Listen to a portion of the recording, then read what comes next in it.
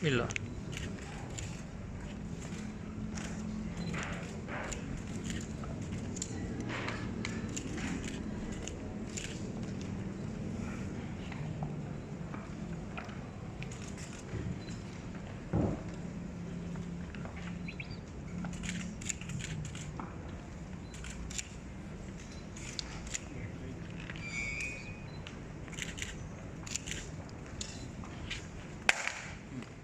Hampir jatuh.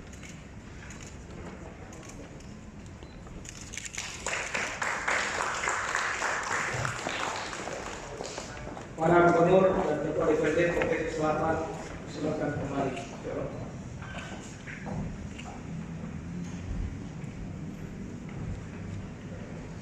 Hadirin dipersilakan dulu kembali.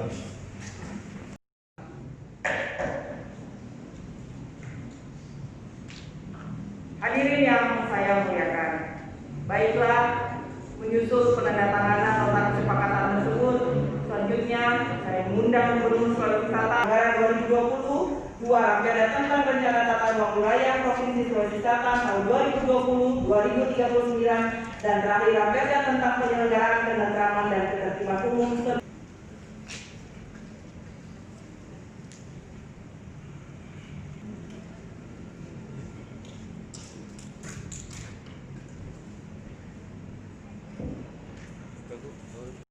Diikuti pertanian, kehutanan, dan perikanan sebesar 0,55%. Sedangkan kategori transportasi dan pergudangan merupakan lapangan usaha yang paling dominan terhadap kontraksi ekonomi Sulawesi Selatan. Dalam dokumen RPJMD Provinsi Sulawesi Selatan tahun 2018-2023. Selain itu, saat ini dan ke depan juga kita akan diperhadap kita untuk mengakses juga membagikan informasi di internet. Sosial itu menjalani kehidupan.